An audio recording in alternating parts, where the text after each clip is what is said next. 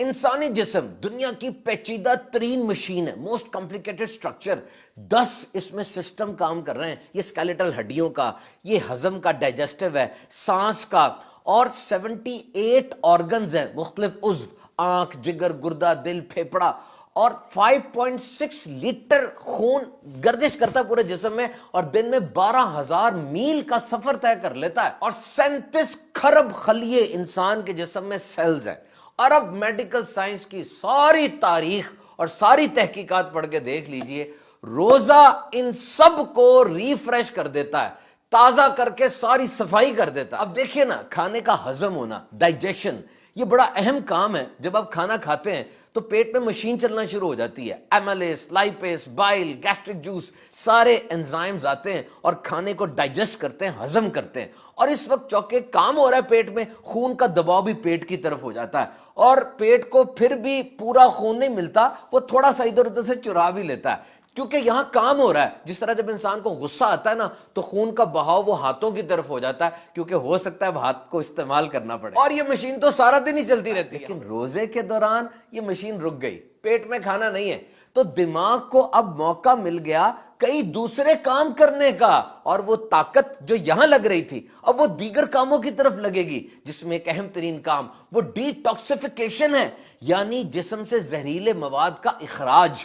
اور یہ Japanese scientist یوشیموری اوسومی کی جو تحقیق ہے، لائزوسوم ری سائیکل، کہ اتنی مشین جب چلتی ہے اس میں فاضل مواد، ٹاکسک مٹیریل، زہریلی چیزیں پیدا ہوتی ہیں نا، گند پیدا ہوتا ہے. ایک تو یہ کہ وہ گند نکل جائے، اور روزے کے اندر ایک اسپیشل ری سائیکل مشین ایکٹیویٹ ہو جاتی ہے. اور وہ کیا کہ یہ فاضل اور گندا مواد یہ فائدہ مند چیز میں تبدیل ہو جاتا ہے. اور ویب ایم ڈی میں پبلش ایک آرٹیکل کے مطابق یہ جو ڈسپلنڈ ہنگر ہے، نظم و ضبط کے ساتھ، کہ ذہن بنا ہوا ہے صبح کھاؤں گا، پھر پیک آورز میں بھوکا رہوں گا، پھر آخر میں کھاؤں گا، اس حالت میں جسم میں جو خون گردش کر رہا ہے نا آپ کا، اس میں گند کم سے کم ہے، صاف خون گردش کر رہا ہے. اور یہ صاف خون کی سپلائی جب برین کو ملتی ہے، کلینر تھاٹس، بیٹر میموری اور انکریز شارپنس، یعنی پریشان کن نہیں بلکہ اچھی سوچیں آئیں گی، میموری، یادداشت تیز ہوگی، اور انسان کی کریٹیوٹی، کچھ نیا سوچنے کا اس کو ملے گا. اور یہ تو بالکل کلیئر ہے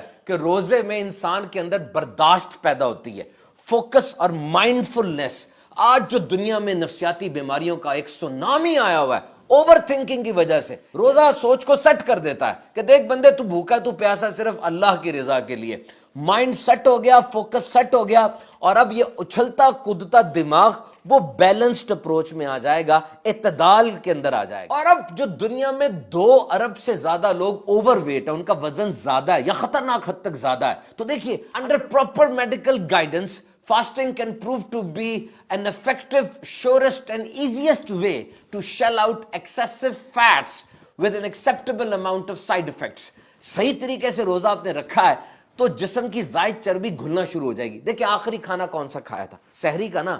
9-10 بجے تک اس کی طاقت ملتی رہی، اس کے بعد طاقت تو چاہیے، کھانا نہیں ہے، تو جسم میں جو زائد چربی ہے وہ گھلے گی تاکہ انرجی ملے. اگر ایسا ہوا کہ جناب افطاری میں کھانا کھایا اور پکوڑے، سموسے، دہی بلے، فروٹ چاٹ، بہت کچھ کھایا، اور تھوڑی دیر بعد کہا کھانا لائیں، تو پہلے والا کیا تھا؟ وہ تو افطاری تھی، کھانا تو اب کھائیں گے. اور اس کے بعد رات کو پھر سحری میں، یعنی سحری میں اس لیے زیادہ کھا رہے ہیں کہ سارا دن بھوکا رہنا ہے، اور افطاری میں زیادہ کیوں کھا رہے ہیں کہ جی سارا دن بھوکے رہے ہیں. تو اگر اس طرح کریں گے تو ڈیزائربل ویٹ لاس نہیں بلکہ انڈیزائربل ویٹ گین ہو جائے گا، وزن کم نہیں بلکہ وزن زیادہ ہو جائے گا. تو واقعتاً یہ neuro protective, cardio protective, brain protective, پورے جسم کے ایک ایک عضو کی. اور واقعی روزے میں تو شفا ہے، کیونکہ اللہ کے پیارے اور آخری نبی صلی اللہ علیہ وسلم نے ارشاد فرمایا، روزہ رکھو